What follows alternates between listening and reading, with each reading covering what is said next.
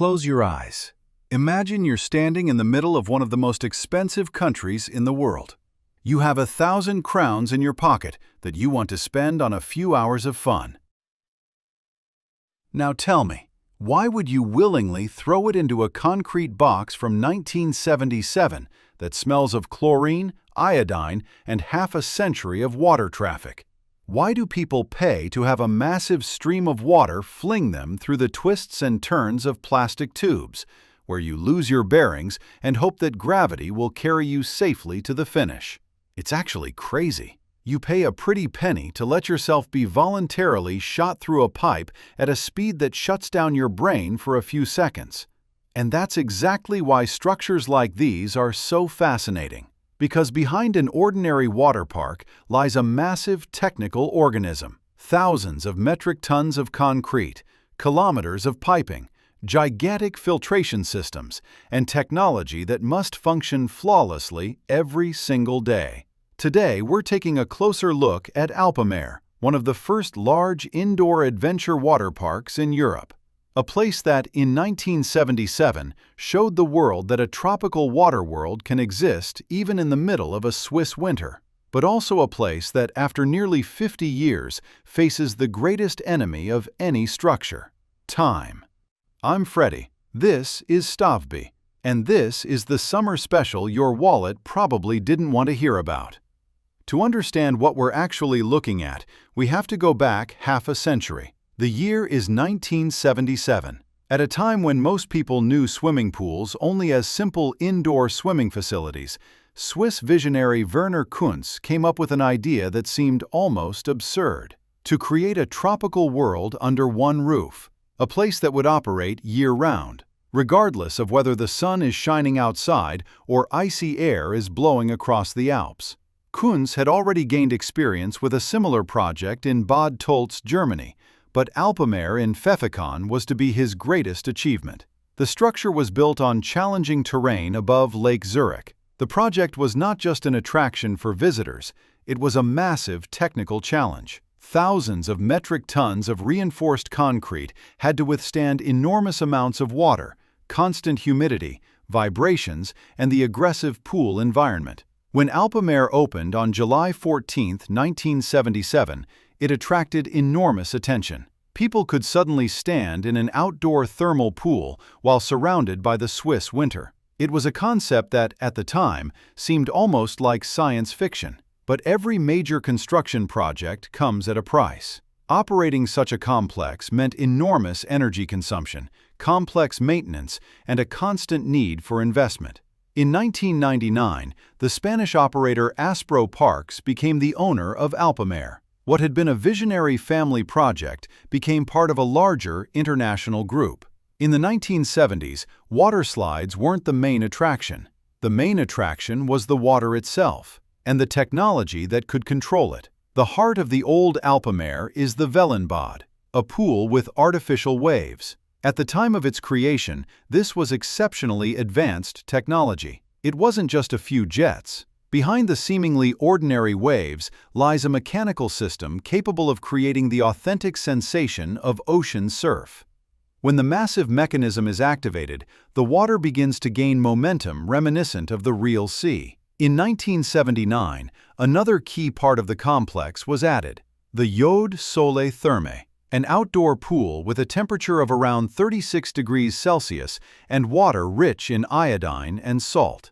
It is precisely that distinctive mineral scent that is typical of Alpamare. It's not the scent of a modern wellness center, it's the scent of history. Later, the Alpa Therme was added, a pool combining warm water, massage features, and underwater music. And in 1989, one of the most iconic attractions was introduced: Rio Mare, a hundreds of meters long outdoor river attraction where visitors are propelled not only by gravity, but also by a strong current. It's not just a leisurely swim, it's a controlled battle against the water.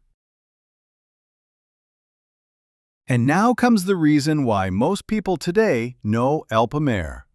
Not because of the pools, not because of its history, but because of one enormous maze made of fiberglass, water, and gravity. 12 water slides, more than 2 kilometers of slides, a system that winds through the building, outdoor sections, and dark tunnels. This isn't just an ordinary pool attraction. This is an adrenaline factory. Let's break down the individual attractions. Cobra, one of the most famous and intense slides in the entire park. Forget the classic seated ride. Here, you lie face down on a mat, head first, in a closed tube where you have almost no control over what's happening. Sharp turns, high speed, and the feeling that with every passing second, you're just waiting to see where the water will take you. It's a simple concept, and that's exactly why it works. Man versus gravity. Thriller. The name says it all. A 130-meter-long ride built primarily on psychology. It's not just about speed, it's about not being able to see what's coming. A dark tube, lighting effects, and sound elements create a sense of disorientation. Your brain expects a turn, but instead, there's a drop. You expect to slow down, but the water keeps pushing you forward. It's a horror attraction hidden inside a plastic tube. Bala, a historic legend at Alpamare. Opened in 1999, this waterslide became one of the symbols of the park's new era. At 261 meters long, it was among the most significant enclosed waterslides of its time. Its distinctive black and white interior creates a unique optical effect. At high speeds, you lose your sense of direction. You don't know exactly where the next turn begins. You don't know how long the next straight section will be. You just ride. Ice Express, a 158-meter-long waterslide that focuses on atmosphere. Instead of a dark tunnel, you get the feeling of riding through an ice cave. Light effects create the impression of cold and ice. It's proof that modern waterslides aren't just about speed, they're about the experience. Tornado, a short but extremely intense ride.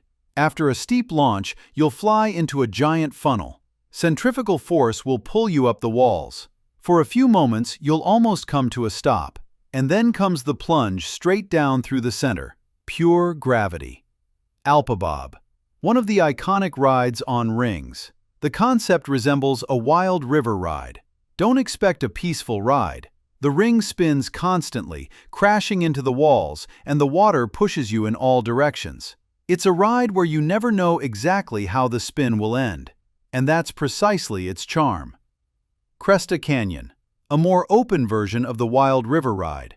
Part of the ride takes place in an outdoor channel, and this is where Alpamare's most distinctive feature comes into play. In winter, you can sit on a tube in warm clothes while the cold Swiss air surrounds you. This contrast is something that modern indoor water parks often lack. Mini Canyon, a smaller and calmer attraction. It serves as a breather between the more extreme rides. It's not an adrenaline rush, but it still complements the overall system of water slides. Double Twister.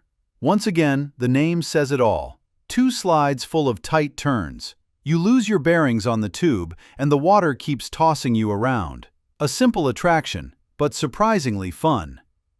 King Cone, the modern era of Alpamare. A major investment in recent years.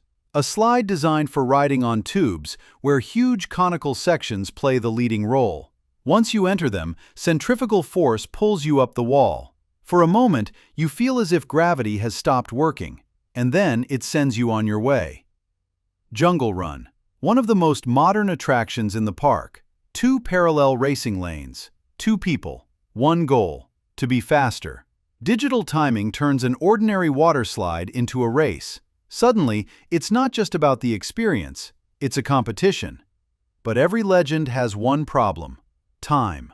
Alpamare has been in operation for nearly 50 years, and in an environment of water, humidity, and chemicals, that's an extremely long time. First, some of the older parts of the park began to disappear. For example, the wellness and sauna area was closed. Officially, this was due to economic and operational reasons. But this move also revealed the reality of old structures. Sometimes the problem isn't building something. The problem is keeping it in perfect condition for decades. And then came the year 2026. At the beginning of the year, a technical inspection was conducted, which revealed a problem with part of the concrete structure. In an environment where moisture, chlorine, and other chemical influences have been at work for decades, the steel reinforcement inside the concrete began to corrode. It wasn't a collapse. It wasn't a situation where the entire structure was about to collapse. But it was an important warning. Even Swiss precision can't stop materials from aging. After repairs and inspections, most of the attractions reopened. However, some sections remained closed. Alpamare survived, but at the same time it was reminded that every structure eventually needs maintenance. Alpamare is fascinating precisely because of this contrast. On one hand, modern adrenaline-pumping attractions. On the other, a concrete structure that remembers a time when the first home computers were being developed and the world looked completely different. Nearly 50 years of operation takes a huge toll. Moisture, chlorinated water, temperature fluctuations, thousands of visitors every year. Keeping such a complex in perfect condition costs a huge amount of money. And this is precisely where the greatest challenge of the future lies. Not whether Alpamare can continue to operate, but how much investment will be needed to keep it running for another 50 years. Meanwhile, the competition is growing. Modern water parks like Germany's Rulantica or Switzerland's Santispark show what the new standard looks like today. But Alpamare has something that can't simply be bought: history. So, what's the final verdict on this Swiss behemoth? Alpamare isn't the newest water park in Europe. It isn't the most luxurious, and it's certainly not flawless. But it's a legend. A structure that nearly 50 years ago proved that water fun can be something much bigger than just an ordinary pool. It's a piece of history, a piece of architecture, and a reminder of a time when people built with boldness. If you love old buildings, engineering marvels, and places with their own stories, Alpamare is worth a visit. Because one day, the question might not be whether you've been there, but whether you made it there in time. I'm Freddie. That was Stavby. And next time, we'll return to another story where concrete, money, and human dreams created something that was meant to change the world. Bye.